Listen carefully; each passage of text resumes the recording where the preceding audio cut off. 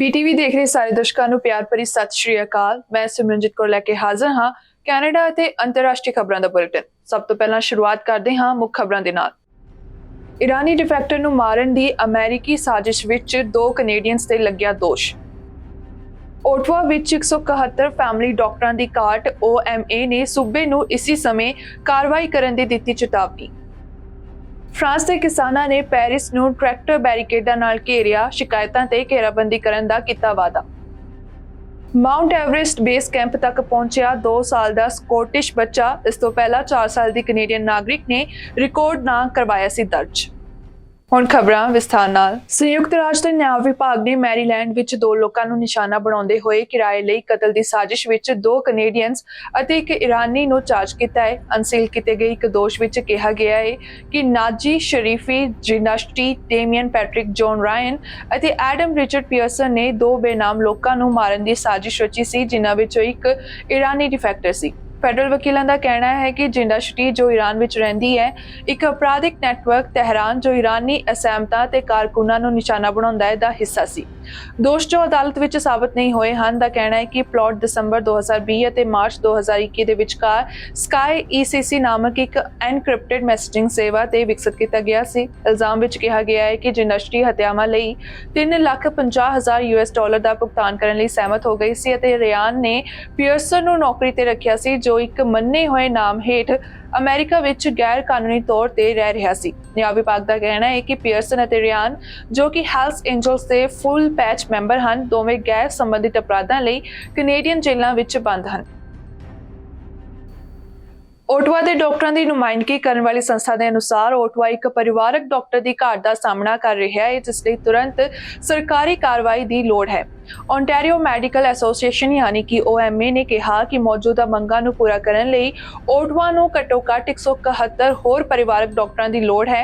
ਉਹਨਾਂ ਦਾ ਅੰਦਾਜ਼ਾ health force Ontario ਤੋਂ ਆਇਆ ਹੈ, ਜੋ ਡਾਕਟਰਾਂ ਲਈ ਨੌਕਰੀਆਂ ਦੇ ਮੌਕੇ ਪੋਸਟ ਕਰਦਾ ਰਹਿੰਦਾ ਹੈ। OMA ਦੇ ਪ੍ਰਧਾਨ ਡਾਕਟਰ ਐਂਡਰਿਊ ਪਾਕ ਨੇ ਕਿਹਾ ਕਿ ਲੋਕਾਂ ਦੇ ਪ੍ਰਾਇਮਰੀ ਕੇਅਰ ਤੱਕ ਪਹੁੰਚ ਨਾ ਕਰਨ ਦੇ ਪ੍ਰਭਾਵ ਗੰਭੀਰ ਹਨ। ਸਮੱਸਿਆ ਦੇਸ਼ ਦੀ ਰਾਜਧਾਨੀ ਤੋਂ ਅਲੱਗ ਨਹੀਂ ਹੈ।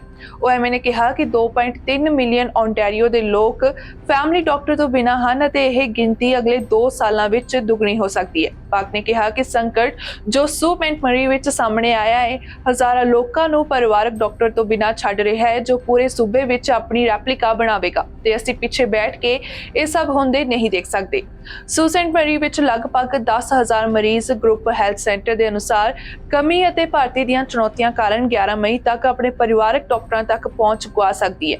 ਘਾਟ ਦੇ ਬਾਵਜੂਦ ਸਿਹਤ ਮੰਤਰਾਲੇ ਦੀ ਬੁਲਾਰਾ ਹੈਨਾ ਜੈਨਸਨ ਨੇ ਕਿਹਾ ਕਿ ਫੋਰਡ ਸਰਕਾਰ ਨੇ 2018 ਤੋਂ ਸੂਬੇ ਵਿੱਚ 10,400 ਤੋਂ ਵੱਧ ਨਵੇਂ ਡਾਕਟਰਾਂ ਨੂੰ ਸ਼ਾਮਲ ਕੀਤਾ ਹੈ, ਜਿਸ ਵਿੱਚ ਪਰਿਵਾਰਕ ਡਾਕਟਰਾਂ ਵਿੱਚ 10% ਵਾਧਾ ਸ਼ਾਮਲ ਹੈ। ਉਸਨੇ ਅੱਗੇ ਕਿਹਾ ਕਿ ਪ੍ਰੈਕਟਿਸ ਰੈਡੀ ਓਨਟਾਰੀਓ ਪ੍ਰੋਗਰਾਮ ਵਿੱਚ ਇਸ ਸਾਲ ਸੂਬੇ ਭਰ ਵਿੱਚ 50 ਨਵੇਂ ਡਾਕਟਰਾਂ ਨੂੰ ਸ਼ਾਮਲ ਕਰਨ ਦੀ ਉਮੀਦ ਹੈ। ਹੈਲਥ ਫੋਰਸ ਓਨਟਾਰੀਓ ਦੇ ਅਨੁਸਾਰ ਓਨਟਾਰੀਓ ਵਿੱਚ 2500 ਤੋਂ ਵੱਧ ਪੋਸਟ ਇਸ ਲਈ ਖੁੱਲੇ ਹਨ। ਪਰ ਉੱਥੇ ਹੀ ਪਾਕ ਨੇ ਕਿਹਾ ਕਿ ਇਸ ਮਾਮਲੇ ਨੂੰ ਹੋਰ ਬਦਤਰ ਬਣਾਉਣ ਲਈ ਸੂਬੇ ਦੇ ਡਾਕਟਰ ਆਪਣੇ ਅਭਿਆਸਾਂ ਨੂੰ ਛੱਡਣ ਤੇ ਤੇਜ਼ੀ ਨਾਲ ਵਿਚਾਰ ਕਰ ਰਹੇ ਹਨ, ਜਿਸ ਵਿੱਚ ਇੱਕ ਤਾਜ਼ਾ OMA ਸਰਵੇਖਣ ਨੇ ਦਿਖਾਇਆ ਹੈ ਕਿ 40% ਪਰਿਵਾਰਕ ਡਾਕਟਰ ਅਗਲੇ 5 ਸਾਲਾਂ ਵਿੱਚ ਸੇਵਾ ਮੁਕਤ ਹੋਣ ਬਾਰੇ ਸੋਚ ਰਹੇ ਹਨ। ਟੋਰਾਂਟੋ ਵਿੱਚ ਯੋਕ ਰੀਜਨ ਹਾਈ ਸਕੂਲ ਦੇ ਵਿਦਿਆਰਥੀਆਂ ਦਾ ਕਹਿਣਾ ਹੈ ਕਿ ਹਾਲਵੇ ਦੇ ਝਗੜੇ ਤੋਂ ਹਫ਼ਤੇ ਅਤੇ ਘੰਟੇ ਪਹਿਲਾਂ ਧਮਕੀਆਂ ਮਿਲਣ ਦੀ ਸੂਚਨਾ ਦੇਣ ਤੋਂ ਬਾਅਦ ਪ੍ਰਬੰਧਕ ਉਹਨਾਂ ਦੀਆਂ ਸੁਰੱਖਿਆ ਕਰਨ ਵਿੱਚ ਅਸਫਲ ਰਹੇ। ਇਸ ਤੋਂ ਬਾਅਦ 5 ਨੌਜਵਾਨਾਂ ਤੇ ਹਮਲੇ ਦਾ ਦੋਸ਼ ਲਗਾਇਆ ਗਿਆ ਹੈ। 2 ਵਿਦਿਆਰਥਣਾਂ, ਜਿਨ੍ਹਾਂ ਦਾ ਪਛਾਣ ਦੀ ਰੱਖਿਆ ਲਈ ਨਾਂ ਨਹੀਂ ਦੱਸਿਆ ਗਿਆ, ਦਾ ਕਹਿਣਾ ਹੈ ਕਿ ਉਹਨਾਂ ਨੂੰ ਟੀਨੇਜਰਸ ਦੇ ਇੱਕ ਸਮੂਹ ਦੁਆਰਾ ਧਮਕੀਆਂ ਮਿਲਣ ਤੋਂ ਬਾਅਦ ਸਕੂਲ ਜਾਣ ਤੋਂ ਡਰ ਲੱਗ ਰਿਹਾ ਹੈ। ਦਰਅਸਲ ਪਿਛਲੇ ਸੋਮਵਾਰ ਟੌਮੀ ਡਗਲਸ ਕੈਨੇਡੀ ਸਕੂਲ ਦੇ ਅੰਦਰ ਝਗੜੇ ਦਾ ਹਿੱਸਾ ਦਿਖਾਉਂਦੇ ਹੋਏ ਸੈਲਫੋਨ ਫੁਟੇਜ ਸਾਹਮਣੇ ਆਈ ਸੀ, ਜਿਸ ਵਿੱਚ ਵਿਦਿਆਰਥੀਆਂ ਦੇ ਇੱਕ ਗਰੁੱਪ ਵਿਚਾਲੇ ਝਗੜਾ ਹੁੰਦਾ ਦਿਖਾਈ ਦਿੰਦਾ ਹੈ ਅਤੇ ਕੁਝ ਪਲਾਂ ਬਾਅਦ ਧੱਕਾ ਮਾਰਨਾ ਤੇ ਮੁੱਕਾ ਮਾਰਨਾ ਸ਼ੁਰੂ ਹੋ ਜਾਂਦਾ ਹੈ, ਜਿਸ ਵਿੱਚ ਇੱਕ ਗੁਲਾਬੀ ਪੈਂਟ ਵਿੱਚ ਇੱਕ ਕੁੜੀ ਨੂੰ ਜ਼ਮੀਨ ਤੇ ਸੁੱਟਿਆ ਤੇ ਸਿਰ ਵਿੱਚ ਕਈ ਵਾਰ ਲੱਤ ਮਾਰਦੇ ਵੀ ਦਿਖਾਇਆ ਗਿਆ ਹੈ। ਇਹ ਸਾਰੀ ਘਟਨਾ ਕਈ ਵਿਦਿਆਰਥੀਆਂ ਨੇ ਕੈਮਰੇ 'ਚ ਕੈਦ ਕਰ ਲਈ ਅਤੇ ਫੁਟੇਜ ਉਦੋਂ ਤੋਂ ਹੀ ਆਨਲਾਈਨ ਪੋਸਟ ਕਰ ਦਿੱਤੀ ਗਈ, ਜੋ ਹੁਣ ਅੱਗ ਵਾਂਗੂ ਫੈਲ ਰਹੀ ਹੈ। ਟੀਨੇਜਰ ਕੁੜੀਆਂ ਨੇ ਦੱਸਿਆ ਕਿ ਉਹ ਸਕੂਲ ਪ੍ਰਸ਼ਾਸਨ ਕੋਲ ਗਏ ਸੀ ਕਿ ਵਿਦਿਆਰਥੀਆਂ ਦੇ ਇੱਕ ਗਰੁੱਪ ਵੱਲੋਂ ਉਹਨਾਂ ਨੂੰ ਹਿੰਸਾ ਦੀ ਧਮਕੀ ਦਿੱਤੀ ਜਾ ਰਹੀ ਹੈ, ਜਿਸ ਵਿੱਚ ਸੋਮਵਾਰ ਦੀ ਲੜਾਈ ਤੋਂ ਕੁਝ ਸਮਾਂ ਪਹਿਲਾਂ ਦੀ ਸ਼ਿਕਾਇਤ ਵੀ ਸ਼ਾਮਲ ਹੈ। ਜਾਣਕਾਰੀ ਮੁਤਾਬਕ ਲੜਾਈ ਤੋਂ ਬਾਅਦ ਕੁੜੀਆਂ ਨੇ ਖੁਦ ਐਂਬੂਲੈਂਸ ਅਤੇ ਪੁਲਿਸ ਨੂੰ ਬੁਲਾਇਆ। ਯੋਕ ਰੀਜਨਲ ਪੁਲਿਸ ਦਾ ਕਹਿਣਾ ਹੈ ਕਿ ਸੋਮਵਾਰ ਨੂੰ ਵਾਪਰੀ ਇਸ ਘਟਨਾ ਦੇ ਸੰਬੰਧ ਵਿੱਚ 14 ਸਾਲਾਂ ਅਤੇ ਇੱਕ 15 ਸਾਲ ਦੇ ਨੌਜਵਾਨ ਨੂੰ ਹਮਲੇ ਦੇ ਦੋਸ਼ ਦਾ ਸਾਹਮਣਾ ਕਰਨਾ ਪੈ ਰਿਹਾ ਹੈ। ਮਾਮਲੇ ਵਿੱਚ ਯੋਰਕ ਰੀਜਨ ਪੁਲਿਸ ਵੱਲੋਂ ਜਾਂਚ ਕੀਤੀ ਜਾ ਰਹੀ ਹੈ।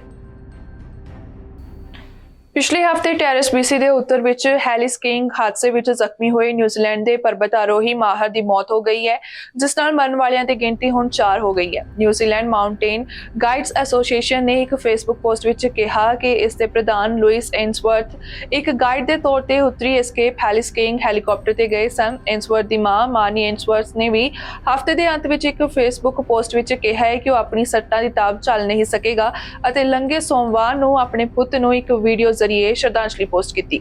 ਉੱਤਰੀ ਐਸਕੇਪ ਦੇ ਬੁਲਾਰੇ ਨੇ ਕਿਹਾ ਕਿ ਉਹ ਜਲਦੀ ਹੀ ਇੱਕ ਬਿਆਨ ਜਾਰੀ ਕਰਨਗੇ। ਲੰਘੇ ਐਤਵਾਰ ਨੂੰ ਨਾਰਦਰਨ ਐਸਕੇਪ ਦੇ ਪ੍ਰਧਾਨ ਜੌਨ ਫੋਰੈਸਟ ਨੇ ਕਿਹਾ ਕਿ ਹਾਦਸੇ ਵਿੱਚ 3 ਲੋਕਾਂ ਦੀ ਮੌਤ ਹੋ ਗਈ ਸੀ, ਜਦੋਂ ਕਿ 4 ਬੁਰੀ ਤਰ੍ਹਾਂ ਨਾਲ ਜ਼ਖਮੀ ਹੋ ਗਏ ਸਨ ਅਤੇ ਮਾਰੇ ਗਏ ਲੋਕਾਂ ਦੀਆਂ ਲਾਸ਼ਾਂ ਨੂੰ ਕ੍ਰੈਸ਼ ਵਾਲੀ ਥਾਂ ਤੋਂ ਬਰਾਮਦ ਕਰ ਲਿਆ ਗਿਆ ਸੀ। ਇਤਾਲਵੀ ਨਿਊਜ਼ ਏਜੰਸੀ ANSA ਨੇ ਪਹਿਲਾਂ ਦੱਸਿਆ ਸੀ ਕਿ 22 ਜਨਵਰੀ ਦੇ ਹਾਦਸੇ ਵਿੱਚ 3 ਇਟਾਲੀਅਨਸ ਦੀ ਮੌਤ ਹੋ ਗਈ ਸੀ ਤੇ ਬੀਤੇ ਦਿਨ ਨਿਊਜ਼ੀਲੈਂਡ ਮਾਊਂਟੇਨ ਗਾਈਡਸ ਐਸੋਸੀਏਸ਼ਨ ਦੀ ਫੇਸਬੁੱਕ ਪੋਸਟ ਵਿੱਚ ਕਿਹਾ ਗਿਆ ਕਿ ਐਂਸਵਰਥ ਨੂੰ ਪਰਬਤ ਆਰੋਹੀ ਭਾਈਚਾਰੇ ਵਿੱਚ ਅੰਤਰਰਾਸ਼ਟਰੀ ਤੌਰ ਤੇ ਮਾਨਤਾ ਪ੍ਰਾਪਤ ਸੀ ਅਤੇ ਮੌਤ ਦੇ ਸਮੇਂ ਉਸ ਦੀ ਉਮਰ 35 ਸਾਲ ਦੀ ਸੀ। ਬੀਤੇ ਦਿਨ ਸਾਊਥਵੈਸਟ ਕੈਲਗਰੀ ਵਿੱਚ ਇੱਕ ਘਰ ਵਿੱਚ ਅੱਗ ਲੱਗ ਗਈ, ਜਿਸ ਵਿੱਚ 2 ਲੋਕਾਂ ਦੀ ਮੌਤ ਹੋ ਗਈ। ਕੈਲਗਰੀ ਫਾਇਰ ਡਿਪਾਰਟਮੈਂਟ ਦਾ ਕਹਿਣਾ ਹੈ ਕਿ ਸ਼ਾਮ ਕਰੀਬ 5 ਵਜੇ 28 ਜਨਵਰੀ ਨੂੰ ਅਮਲੇ ਨੂੰ ਸਿਮੋਰ ਐਵੇਨਿਊ ਸਾਊਥਵੈਸਟ ਦੇ ਇਮਾਰਤ 'ਚ ਅੱਗ ਲੱਗਣ ਦੀ ਸੂਚਨਾ ਮਿਲੀ ਸੀ, ਜਿਸ ਤੋਂ ਬਾਅਦ ਟੀਮ ਉੱਥੇ ਪਹੁੰਚੀ। ਕੈਲਗਰੀ ਫਾਇਰ ਡਿਪਾਰਟਮੈਂਟ ਦਾ ਕਹਿਣਾ ਹੈ ਕਿ ਅਮਲੇ ਨੇ ਅੰਦਰੂਨੀ ਅੱਗ ਨੂੰ ਬੁਝਾਉਣਾ ਸ਼ੁਰੂ ਕੀਤਾ ਅਤੇ ਘਰ ਦੀ ਤਲਾਸ਼ੀ ਲਈ, ਜਿੱਥੇ ਉਹ ਅੱਗ ਨੂੰ ਬੁਝਾਉਣ ਅਤੇ ਇਸ ਤੇ ਕਾਬੂ ਪਾਉਣ 'ਚ ਕਾਮਯਾਬ ਰਹੇ। ਅੱਗ ਬੁਝਾਉਣ ਵਾਲਿਆਂ ਨੂੰ ਫਿਰ ਘਰ ਦੇ ਪਿਛਲੇ ਪਾਸੇ ਇੱਕ ਆਦਮੀ ਅਤੇ ਸਾਹਮਣੇ ਇੱਕ ਔਰਤ ਮਿਲੀ। ਬਾਅਦ ਵਿੱਚ ਜੋੜੇ ਦੀ ਪਛਾਣ ਮਾਂ ਅਤੇ ਪੁੱਤਰ ਵਜੋਂ ਹੋਈ। ਐਲਬਰਟਾ ਹੈਲਥ ਸਰਵਿਸਿਜ਼ ਦੇ ਅਨੁਸਾਰ ਅਮਲੇ ਨੇ ਤੁਰੰਤ CPR ਸ਼ੁਰੂ ਕੀਤਾ, ਪਰ ਔਰਤ ਦੀ ਮੌਕੇ ਤੇ ਹੀ ਮੌਤ ਹੋ ਗਈ ਤੇ ਆਦਮੀ ਨੂੰ ਪੈਰਾਮੈਡਿਕਸ ਦੁਆਰਾ ਹਸਪਤਾਲ ਲਿਜਾਇਆ ਗਿਆ, ਜਿੱਥੇ ਪੁਲਿਸ ਨੇ ਦੱਸਿਆ ਕਿ ਉਸ ਨੂੰ ਲੱਗੀਆਂ ਗੰਭੀਰ ਸੱਟਾਂ ਕਾਰਨ ਉਸ ਦੀ ਮੌਤ ਹੋ ਗਈ। ਅੱਗ ਲੱਗਣ ਦੇ ਕਾਰਨਾਂ ਦੀ ਹੁਣ ਕੈਲਗਰੀ ਫਾਇਰ ਡਿਪਾਰਟਮੈਂਟ ਦੁਆਰਾ ਜਾਂਚ ਕੀਤੀ ਜਾਵੇਗੀ। ਸਸਕੈਚੁਅਨ ਟੀਚਰਸ ਫੈਡਰੇਸ਼ਨ ਨੌਕਰੀ ਦੀ ਕਾਰਵਾਈ ਵਿੱਚ ਅਗਲੇ ਕਦਮ ਚੁੱਕ ਰਹੀ ਹੈ, ਕਿਉਂਕਿ ਇਹ ਸੂਬਾਈ ਸਰਕਾਰ ਨਾਲ ਇੱਕ ਨਵੇਂ ਸਮੂਹਿਕ ਸੌਦੇਬਾਜ਼ੀ ਸਮਝੌਤੇ ਲਈ ਗੱਲਬਾਤ ਕਰਨ ਦੀ ਕੋਸ਼ਿਸ਼ ਕਰ ਰਹੀ ਹੈ। ਵੀਰਵਾਰ ਤੋਂ ਸ਼ੁਰੂ ਹੋ ਕੇ ਸੂਬੇ ਭਰ ਵਿੱਚ ਕਈ ਸਕੂਲਾਂ ਦੀਆਂ ਡਿਵੀਜ਼ਨਾਂ ਵੱਲੋਂ ਪੂਰੇ ਦਿਨ ਦੀ ਹੜਤਾਲ ਕੀਤੀ ਜਾਵੇਗੀ। STF ਦੀ ਪ੍ਰਧਾਨ ਸਮੈਂਥਾ ਬਕੋਟ ਨੇ ਸਵਾਲ ਕਰਦਿਆਂ ਕਿਹਾ ਕਿ ਕਿੱਥੇ ਹੈ ਸਿੱਖਿਆ ਮੰਤਰੀ, ਅਤੇ ਅੱਗੇ ਕਿਹਾ ਕਿ ਲੋਕ ਆਪਣੀਆਂ ਚਿੰਤਾਵਾਂ ਨੂੰ ਉਸ ਦੇ ਧਿਆਨ ਵਿੱਚ ਲਿਆਉਣ ਲਈ ਉਹ ਸਭ ਕੁਝ ਕਰ ਰਹੇ ਹਨ, ਪਰ ਉਹ ਅਜੇ ਵੀ ਸੁਣਨ ਤੋਂ ਇਨਕਾਰ ਕਰ ਰਿਹਾ ਹੈ। ਜਾਣਕਾਰੀ ਮੁਤਾਬਕ ਵੀਰਵਾਰ ਨੂੰ ਹੋਣ ਵਾਲੀ ਰੋਟੇਟਿੰਗ ਹੜਤਾਲ ਨਾਲ ਲਗਭਗ 35,000 ਵਿਦਿਆਰਥੀ ਅਤੇ ਲਗਭਗ 3,000 STF ਮੈਂਬਰ ਪ੍ਰਭਾਵਿਤ ਹੋਣਗੇ। STF ਨੇ ਕਿਹਾ ਕਿ ਹੜਤਾਲ ਵਿੱਚ ਪ੍ਰਭਾਵਿਤ ਖੇਤਰਾਂ ਵਿੱਚ ਡਿਸਟੈਂਸ ਲਰਨਿੰਗ ਸੈਂਟਰ ਦੇ ਅਧਿਆਪਕ ਅਤੇ ਫ੍ਰੈਂਚ ਭਾਸ਼ਾ ਦੇ ਸਕੂਲ ਸ਼ਾਮਲ ਹੋਣਗੇ। ਦੱਸ ਦਈਏ ਕਿ ਪਿਛਲੇ 2 ਹਫ਼ਤਿਆਂ ਵਿੱਚ ਸੂਬੇ ਭਰ ਵਿੱਚ 2 ਇੱਕ ਦਿਨਾਂ ਹੜਤਾਲਾਂ ਹੋਈਆਂ ਹਨ। ਇਸ ਦੌਰਾਨ ਬਕੋਟ ਨੇ ਕਿਹਾ ਕਿ ਇਸ ਹੜਤਾਲ ਤੋਂ ਬਾਅਦ ਅਗਲੀ ਕਾਰਵਾਈ ਨੂੰ ਰੋਕਣ ਲਈ ਮੇਜ਼ ਤੇ ਵਾਪਸ ਆਉਣਾ ਸਰਕਾਰ ਤੇ ਨਿਰਭਰ ਕਰਦਾ ਹੈ। STF ਦੀ ਪ੍ਰਧਾਨ ਨੇ ਮੀਡੀਆ ਨਾਲ ਗੱਲ ਕਰਦੇ ਦੱਸਿਆ ਕਿ ਸਸਕੈਚੁਅਨ ਦੇ ਲੋਕਾਂ ਨੇ 3 ਹਫ਼ਤਿਆਂ ਤੋਂ ਵੀ ਘੱਟ ਸਮੇਂ ਵਿੱਚ ਸਰਕਾਰ ਨੂੰ 30,000 ਤੋਂ ਵੱਧ ਈਮੇਲਾਂ ਭੇਜੀਆਂ ਹਨ। ਜਾਣਕਾਰੀ ਮੁਤਾਬਕ STF ਸੌਦੇਬਾਜ਼ੀ ਸਮਝੌਤੇ ਵਿੱਚ ਕਲਾਸਰੂਮ ਦੀ ਗੁੰਝਲਤਾ ਤੇ ਰਚਨਾ ਵਰਗੇ ਮੁੱਦਿਆਂ ਨੂੰ ਜੋੜਨ ਤੇ ਅੜੇ ਰਹੀ ਹੈ। ਇਹ ਉਹ ਮੁੱਦੇ ਹਨ ਜਿਨ੍ਹਾਂ ਬਾਰੇ ਸੂਬਾਈ ਸਰਕਾਰ ਕਹਿੰਦੀ ਹੈ ਕਿ ਉਹ ਅੱਗੇ ਵਧਣ ਤੋਂ ਇਨਕਾਰ ਕਰਦੀ ਹੈ। ਉੱਥੇ ਹੀ ਸੂਬਾ ਸਰਕਾਰ ਦਾ ਕਹਿਣਾ ਹੈ ਕਿ ਸਕੂਲ ਬੋਰਡ ਕਲਾਸਾਂ ਦੇ ਆਕਾਰ ਅਤੇ ਜਟਿਲਤਾ ਤੇ ਅਧਿਕਾਰ ਰੱਖਦੇ ਹਨ। ਸੂਬਾ ਸਰਕਾਰ ਮੁਤਾਬਕ ਦੋਵੇਂ ਧਿਰਾਂ ਪਿਛਲੇ ਕਾਫੀ ਸਮੇਂ ਤੋਂ ਗੱਲਬਾਤ ਲਈ ਨਹੀਂ ਮਿਲੀਆਂ ਹਨ। ਦੋਵੇਂ ਧਿਰਾਂ ਆਖਰੀ ਵਾਰ 13 ਅਕਤੂਬਰ 2023 ਨੂੰ ਮੇਜ਼ ਤੇ ਮਿਲੀਆਂ ਸਨ। ਇਸ ਤੋਂ ਪਹਿਲਾਂ ਕਿ 5 ਦਸੰਬਰ ਅਤੇ 12 ਦਸੰਬਰ 2023 ਵਿਚਕਾਰ 5 ਦਿਨਾਂ ਦੀ ਸੁਲਾਹ ਹੋਈ ਸੀ। ਫਰਾਂਸ ਵਿੱਚ ਪ੍ਰਦਰਸ਼ਨ ਕਰ ਰਹੇ ਕਿਸਾਨਾਂ ਨੇ ਆਵਾਜਾਈ ਨੂੰ ਰੋਕਦੇ ਹੋਏ ਪੈਰਿਸ ਨੂੰ ਬੈਰੀਕੇਡਾਂ ਨਾਲ ਘੇਰਿਆ ਅਤੇ ਸੈਂਕੜੇ ਲੱਕੜ ਵਾਲੇ ਟਰੈਕਟਰਾਂ ਅਤੇ ਪਰਾਗ ਦੇ ਗੱਠਾਂ ਦੀ ਵਰਤੋਂ ਕਰਦਿਆਂ ਕਿਸਾਨਾਂ ਨੇ ਸਰਕਾਰ ਤੇ ਦਬਾਅ ਬਣਾਉਣ ਲਈ ਆਪਣੇ ਉਦਯੋਗ ਦੇ ਭਵਿੱਖ ਲਈ ਦਬਾਅ ਪਾਇਆ, ਜੋ ਕਿ ਯੂਕਰੇਨ ਯੁੱਧ ਦੇ ਨਤੀਜੇ ਵਜੋਂ ਡਗਮਗਾ ਗਿਆ ਹੈ। ਜ਼ਿਕਰਯੋਗ ਹੈ ਕਿ ਪੈਰਿਸ ਦੇ ਆਲੇ ਦੁਆਲੇ ਦੇ ਮੁੱਖ ਮਾਰਗਾਂ ਦੀ ਨਾਕਾਬੰਦੀ 6 ਮਹੀਨਿਆਂ ਵਿੱਚ ਸਮਰ ਓਲੰਪਿਕ ਦੀ ਮੇਜ਼ਬਾਨੀ ਅਤੇ ਫਰਾਂਸ ਵਿੱਚ ਬਾਕੀ ਹੋਰ ਥਾਵਾਂ ਤੇ ਹੋ ਰਹੇ ਵਿਰੋਧ ਪ੍ਰਦਰਸ਼ਨਾਂ ਨੇ ਨਵੇਂ ਪ੍ਰਧਾਨ ਮੰਤਰੀ ਗੈਬਰੀਅਲ ਐਟਲ ਲਈ 1 ਮਹੀਨੇ ਤੋਂ ਵੀ ਘੱਟ ਸਮੇਂ ਵਿੱਚ ਇੱਕ ਹੋਰ ਮੁਸ਼ਕਲ ਖੜੀ ਕਰ ਦਿੱਤੀ ਹੈ। ਇਸ ਦੌਰਾਨ ਪ੍ਰਦਰਸ਼ਨਕਾਰੀਆਂ ਨੇ ਕਿਹਾ ਕਿ ਖੇਤੀਬਾੜੀ ਪੱਖੀ ਉਪਾਵਾਂ ਤੇ ਪਿਛਲੇ ਹਫ਼ਤੇ ਐਟਲ ਦੀਆਂ ਕੋਸ਼ਿਸ਼ਾਂ ਉਹਨਾਂ ਦੀਆਂ ਮੰਗਾਂ ਤੋਂ ਘੱਟ ਗਈਆਂ ਕਿ ਭੋਜਨ ਦਾ ਉਤਪਾਦਨ, ਵਧੇਰੇ ਮੁਨਾਫਾ, ਆਸਾਨ ਅਤੇ ਨਿਰਪੱਖ ਹੋਣਾ ਚਾਹੀਦਾ ਹੈ। ਕਿਸਾਨਾਂ ਨੇ ਟਰੈਕਟਰਾਂ, ਟ੍ਰੇਲਰਾਂ ਅਤੇ ਇੱਥੋਂ ਤੱਕ ਕਿ ਵਾਢੀ ਕਰਨ ਵਾਲਿਆਂ ਦੇ ਕਾਫਲਿਆਂ ਦੀ ਤਾਇਨਾਤੀ ਦੇ ਨਾਲ ਜਵਾਬ ਦਿੱਤਾ, ਜਿਸ ਵਿੱਚ ਉਹਨਾਂ ਨੇ ਵਧੇਰੇ ਰਿਆਇਤਾਂ ਪ੍ਰਾਪਤ ਕਰਨ ਲਈ ਪੈਰਿਸ ਦੀ ਘੇਰਾਬੰਦੀ ਵਜੋਂ ਵਰਣਨ ਕੀਤਾ। ਕੁਝ ਪ੍ਰਦਰਸ਼ਨਕਾਰੀ ਬੈਰੀਕੇਡਾਂ ਤੇ ਰਹਿਣ ਲਈ ਭੋਜਨ ਅਤੇ ਪਾਣੀ ਅਤੇ ਟੈਂਟਾਂ ਤੇ ਭੰਡਾਰਾਂ ਨਾਲ ਲੈ ਆਏ ਸਨ, ਜੇਕਰ ਸਰਕਾਰ ਉਹਨਾਂ ਦੀਆਂ ਮੰਗਾਂ ਪੂਰੀਆਂ ਨਹੀਂ ਕਰਦੀ। ਬੈਰੀਕੇਡਸ ਨੇ ਫਰਾਂਸ ਦੇ ਸ਼ਹਿਰ ਅਤੇ ਦੇਸ਼ ਦੇ ਵਿਚਕਾਰ ਆਰਥਿਕ ਅਤੇ ਸਮਾਜਿਕ ਮੌਕਿਆਂ ਦੀਆਂ ਖਾਣੀਆਂ ਨੂੰ ਉਜਾਗਰ ਕੀਤਾ। ਪ੍ਰਦਰਸ਼ਨਕਾਰੀਆਂ ਨੇ ਕਿਹਾ ਕਿ ਉਹ ਮਹਿਸੂਸ ਕਰਦੇ ਹਨ ਕਿ ਉਹ ਸਰਕਾਰ ਦੇ ਮੰਤਰੀਆਂ ਦੁਆਰਾ ਅਣਡਿੱਠ ਕਰ ਰਹੇ ਹਨ। ਉਹਨਾਂ ਨੇ ਦੋਸ਼ ਲਗਾਉਂਦੇ ਹੋਏ ਕਿਹਾ ਕਿ ਮੰਤਰੀ ਕਿਸਾਨਾਂ ਨੂੰ ਅਣਦੇਖਿਆ ਕਰ ਰਹੇ ਹਨ ਅਤੇ ਬਹੁਤ ਘੱਟ ਕਦੇ-ਕਦਾਈ ਹੀ ਖੇਤਾਂ ਵਿੱਚ ਜਾਂਦੇ ਹਨ। ਉੱਥੇ ਕਿਸਾਨਾਂ ਦੇ ਵਿਰੋਧ ਪ੍ਰਦਰਸ਼ਨ ਨੂੰ ਦੇਖਦੇ ਹੋਏ ਸਰਕਾਰ ਨੇ 15,000 ਪੁਲਿਸ ਅਧਿਕਾਰੀਆਂ ਦੀ ਤਾਇਨਾਤੀ ਦਾ ਐਲਾਨ ਕੀਤਾ। ਜ਼ਿਆਦਾਤਰ ਪੈਰਿਸ ਖੇਤਰ ਵਿੱਚ ਪ੍ਰਦਰਸ਼ਨਕਾਰੀਆਂ ਦੁਆਰਾ ਰਾਜਧਾਨੀ ਵਿੱਚ ਦਾਖਲ ਹੋਣ ਦੀ ਕਿਸੇ ਵੀ ਕੋਸ਼ਿਸ਼ ਨੂੰ ਰੋਕਣ ਲਈ ਅਧਿਕਾਰੀ ਅਤੇ ਬਖਤਰਬੰਦ ਗੱਡੀਆਂ ਵੀ ਪੈਰਿਸ ਦੇ ਹੱਬ ਤਾਜ਼ੇ ਭੋਜਨ ਦੀ ਸਪਲਾਈ ਰੂਇੰਗਸ ਮਾਰਕੀਟ ਵਿਖੇ ਤਾਇਨਾਤ ਸਨ। ਕਾਬਿਲ-ਏ-ਗੌਰ ਹੈ ਕਿ ਫਰਾਂਸ ਵਿੱਚ ਅੰਦੋਲਨ ਇੱਕ ਪ੍ਰਮੁੱਖ ਭੋਜਨ ਉਤਪਾਦਕ ਯੂਕਰੇਨ ਵਿੱਚ ਰੂਸ ਦੇ ਲਗਭਗ 2 ਸਾਲਾਂ ਦੇ ਪੂਰੇ ਪੈਮਾਨੇ ਦੀ ਲੜਾਈ ਦੁਆਰਾ ਵਿਗੜ ਗਏ ਵਿਸ਼ਵ ਵਿਆਪੀ ਭੋਜਨ ਸੰਕਟ ਦਾ ਇੱਕ ਹੋਰ ਪ੍ਰਗਟਾਵਾ ਹੈ। ਫ੍ਰੈਂਚ ਕਿਸਾਨ ਦਾਅਵਾ ਕਰਦੇ ਹਨ ਕਿ ਫਸਲਾਂ ਉਗਾਉਣ ਅਤੇ ਪਸ਼ੂਆਂ ਨੂੰ ਚਰਾਉਣ ਲਈ ਖਾਦ, ਊਰਜਾ ਅਤੇ ਹੋਰ ਨਿਵੇਸ਼ਾਂ ਦੀਆਂ ਉੱਚੀਆਂ ਕੀਮਤਾਂ ਨੇ ਉਹਨਾਂ ਦੀ ਆਮਦਨੀ ਨੂੰ ਖਾ ਲਿਆ ਹੈ, ਜਿਸ ਕਰਕੇ ਹੁਣ ਉਹ ਆਪਣੀ ਮੰਗਾਂ ਨੂੰ ਲੈ ਕੇ ਪ੍ਰਦਰਸ਼ਨ ਕਰ ਰਹੇ ਹਨ। ਇੰਗਲੈਂਡ ਦੀ ਸਰਕਾਰ ਬੱਚਿਆਂ ਨੂੰ ਨਿਕੋਟਿਨ ਦੇ ਆਦੀ ਹੋਣ ਤੋਂ ਰੋਕਣ ਲਈ ਡਿਸਪੋਜ਼ੇਬਲ ਵੇਪਸ ਦੀ ਵਿਕਰੀ ਤੇ ਪਾਬੰਦੀ ਲਗਾਉਣ ਜਾ ਰਹੀ ਹੈ ਅਤੇ ਉਹਨਾਂ ਦੇ ਫਲੇਵਰਾਂ ਤੇ ਕੋਨਕੋਪੀਆਂ ਨੂੰ ਸੀਮਿਤ ਵੀ ਕੀਤਾ ਜਾਵੇਗਾ। ਅਧਿਕਾਰੀਆਂ ਨੇ ਜਾਣਕਾਰੀ ਦਿੰਦੇ ਹੋਏ ਕਿਹਾ ਕਿ ਇਹ ਅੱਜ ਦੇ ਨੌਜਵਾਨਾਂ ਨੂੰ ਕਦੇ ਵੀ ਸਿਗਰਟ ਖਰੀਦਣ ਤੇ ਪਾਬੰਦੀ ਲਗਾਉਣ ਦੇ ਵਿਵਾਦਪੂਰਨ ਪ੍ਰਸਤਾਵ ਤੇ ਕਾਇਮ ਰਹਿਣ ਦੀ ਯੋਜਨਾ ਬਣਾ ਰਿਹਾ ਹੈ। ਵਰਤਮਾਨ ਵਿੱਚ ਯੂਕੇ ਵਿੱਚ 18 ਸਾਲ ਤੋਂ ਘੱਟ ਉਮਰ ਦੇ ਬੱਚਿਆਂ ਨੂੰ ਵੇਪ ਜਾਂ ਤੰਬਾਕੂ ਵੇਚਣਾ ਗੈਰ ਕਾਨੂੰਨੀ ਹੈ, ਪਰ ਅਧਿਕਾਰੀਆਂ ਦਾ ਕਹਿਣਾ ਹੈ ਕਿ ਪਿਛਲੇ 3 ਸਾਲਾਂ ਵਿੱਚ ਨੌਜਵਾਨਾਂ ਵਿੱਚ ਵੇਪਿੰਗ 3 ਗੁਣਾ ਹੋ ਗਈ ਹੈ ਅਤੇ ਇਹ ਕਿ ਬਬਲ ਗਮ ਅਤੇ ਕੈਂਡੀ ਫਲੋਸ ਵਰਗੇ ਸਵਾਦਾਂ ਵਿੱਚ ਸਸਤੇ ਰੰਗੀਨ ਡਿਸਪੋਜ਼ੇਬਲ ਵੇਪ ਇਸ ਵਿੱਚ ਮੁੱਖ ਡਰਾਈਵਰ ਹਨ।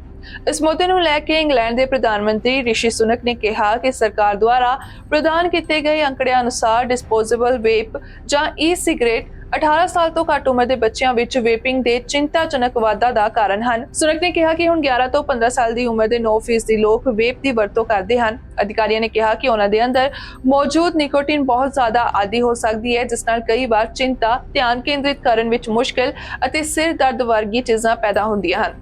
ਸਰਕਾਰ ਨੇ ਕਿਹਾ ਕਿ ਉਹ ਨਵੀਆਂ ਸ਼ਕਤੀਆਂ ਪੇਸ਼ ਕਰੇਗੀ ਅਤੇ ਇਸ ਬੈਨ ਦੀ ਅਗਲੇ ਸਾਲ ਲਾਗੂ ਹੋਣ ਦੀ ਉਮੀਦ ਹੈ। ਉਹਨਾਂ ਸਵਾਦਾਂ ਨੂੰ ਸੀਮਿਤ ਕਰਨ ਲਈ ਜੋ ਖਾਸ ਤੌਰ ਤੇ ਬੱਚਿਆਂ ਲਈ ਮਾਰਕੀਟ ਕੀਤੇ ਜਾਂਦੇ ਹਨ ਅਤੇ ਇਹ ਯਕੀਨੀ ਬਣਾਉਣ ਲਈ ਕਿ ਨਿਰਮਾਤਾ ਪਲੈਨਰ ਪੈਕੇਜਿੰਗ ਦੀ ਵਰਤੋਂ ਕਰਦੇ ਹਨ ਅਤੇ ਦੁਕਾਨਾਂ ਬੱਚਿਆਂ ਦੀ ਨਜ਼ਰ ਤੋਂ ਉਤਪਾਦਾਂ ਨੂੰ ਦੂਰ ਕਰਦੀਆਂ ਹਨ।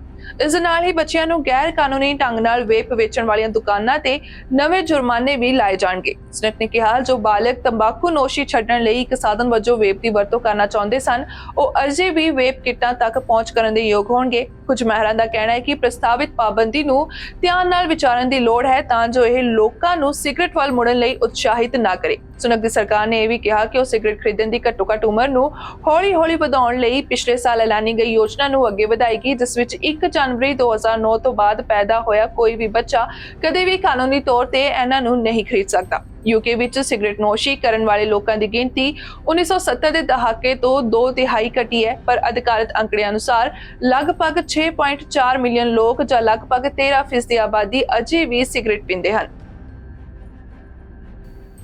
ਇੱਕ 2 ਸਾਲ ਦਾ ਸਕੌਟਿਸ਼ ਬੱਚਾ ਮਾਊਂਟ ਐਵਰੈਸਟ ਬੇਸ ਕੈਂਪ ਤੱਕ ਪਹੁੰਚਣ 'ਚ ਸਫਲ ਰਿਹਾ ਅਤੇ ਮੰਨਿਆ ਜਾ ਰਿਹਾ ਹੈ ਕਿ ਇੱਥੋਂ ਤੱਕ ਪਹੁੰਚਣ ਵਾਲਾ ਇਹ ਸਭ ਤੋਂ ਘੱਟ ਉਮਰ ਦਾ ਬੱਚਾ ਹੋ ਸਕਦਾ ਹੈ। ਯੂਕੇ ਦੇ ਕਈ ਆਊਟਲੈਟਸ ਮੁਤਾਬਕ ਕਾਰਟਰ ਡੈਲਸ ਨਾਂ ਦਾ ਬੱਚਾ ਆਪਣੀ ਮਾਂ ਜੇਡ ਨਾਲ ਨੇਪਾਲ ਵਿੱਚ ਦੱਖਣੀ ਬੇਸ ਕੈਂਪ ਵਿੱਚ ਚੜ੍ਹਿਆ ਤੇ ਆਪਣੇ ਪਿਤਾ ਰੋਜ਼ ਦੀ ਪਿੱਠ ਤੇ ਇਸ ਸਫ਼ਰ ਨੂੰ ਤੈਅ ਕੀਤਾ। ਜਾਣਕਾਰੀ ਮੁਤਾਬਕ ਇਸ ਟਰੈਕ ਨੇ ਉਹਨਾਂ ਨੂੰ ਸਮੁੰਦਰੀ ਤਲ ਤੋਂ 17,598 ਫੁੱਟ ਉਚਾਈ ਤੇ ਲਿਆਇਆ, ਜੋ ਕਿ ਇੱਕ ਚੱਕਰ ਆਉਣ ਵਾਲਾ ਵਾਧਾ ਹੈ ਜੋ ਸਭ ਤੋਂ ਤਜਰਬੇਕਾਰ ਪਰਬਤ ਆਰੋਹੀਆਂ ਵਿੱਚ ਵੀ ਉਚਾਈ ਦੀ ਬਿਮਾਰੀ ਦਾ ਕਾਰਨ ਬਣ ਸਕਦਾ ਹੈ। ਰੋਜ਼ ਇੱਕ ਸਾਬਕਾ ਸੇਲਸ ਮੈਨੇਜਰ ਨੇ ਕਿਹਾ ਕਿ ਉਸਦੇ ਪੁੱਤ ਨੇ ਪ੍ਰਤੀਕੂਲ ਹਾਲਾਤਾਂ ਦਾ ਪਿਤਾ ਅਤੇ ਮਾਂ ਨਾਲੋਂ ਬਿਹਤਰ ਢੰਗ ਨਾਲ ਮੁਕਾਬਲਾ ਕੀਤਾ। ਜਾਣਕਾਰੀ ਮੁਤਾਬਕ ਤਿੰਨਾਂ ਦੇ ਪਰਿਵਾਰ 25 ਅਕਤੂਬਰ ਨੂੰ ਬੇਸ ਕੈਂਪ ਵਿੱਚ ਪਹੁੰਚਿਆ ਸੀ। ਸਖਤ ਮਿਹਨਤ ਵਾਲਾ ਛੋਟਾ ਬੱਚਾ ਆਪਣੇ ਮਾਤਾ-ਪਿਤਾ ਨਾਲ ਇਸ ਟਰੈਕ ਤੋਂ ਪਹਿਲਾਂ ਨਿਯਮਿਤ ਤੌਰ ਤੇ ਸਾਹ ਲੈਣ ਦੀਆਂ ਤਕਨੀਕਾਂ ਦਾ ਅਭਿਆਸ ਕਰ ਰਿਹਾ ਸੀ ਅਤੇ ਪੂਰਾ ਪਰਿਵਾਰ ਇਕੱਠੇ ਬਰਫ਼ ਨਾਲ ਇਸ਼ਨਾਨ ਵੀ ਕਰਦਾ ਹੈ। ਪਰ ਹੈਰਾਨੀ ਦੀ ਗੱਲ ਹੈ ਕਿ ਸੰਭਾਵੀ ਤੌਰ ਤੇ ਰਿਕਾਰਡ ਸੈੱਟ ਕਰਨ ਵਾਲਾ ਵਾਧਾ ਪਲ-ਪਲ ਦਾ ਫੈਸਲਾ ਸੀ। ਜੇ ਕਾਰਟਰ ਦੇ ਵਿਸ਼ਵ ਰਿਕਾਰਡ ਦੀ ਪੁਸ਼ਟੀ ਹੋ ਜਾਂਦੀ ਹੈ ਤਾਂ ਉਹ ਮੌਜੂਦਾ ਰਿਕਾਰਡ ਧਾਰਕ ਸਾਰਾ, ਜੋ ਕਿ ਇੱਕ ਦੋਹਰੀ ਚੈਕ ਅਤੇ ਕੈਨੇਡੀਅਨ ਨਾਗਰਿਕ ਹੈ, ਜਿਸਨੇ 4 ਸਾਲ ਦੀ ਉਮਰ ਵਿੱਚ ਐਵਰੈਸਟ ਦੇ ਦੱਖਣੀ ਬੇਸ ਕੈਂਪ ਤੇ ਚੜ੍ਹਾਈ ਕੀਤੀ ਸੀ, ਉਸ ਦਾ ਰਿਕਾਰਡ ਤੋੜ ਕੇ ਆਪਣਾ ਨਾਮ ਰਿਕਾਰਡ ਵਿੱਚ ਦਰਜ ਕਰਵਾ ਸਕਦਾ ਹੈ। ਬੁਲੇਟਿਨ ਦੇ ਵਿੱਚ ਅੱਜ ਦੇ ਲਈ ਇੰਨਾ ਹੀ। ਮੁੜ ਤੋਂ ਹਾਜ਼ਰ ਹੋਵਾਂਗੇ ਨਵੀਆਂ ਖਬਰਾਂ ਦੇ ਨਾਲ। ਤੁਸੀਂ ਵੇਖਦੇ ਰਹੋ BTV, B positive, B yourself.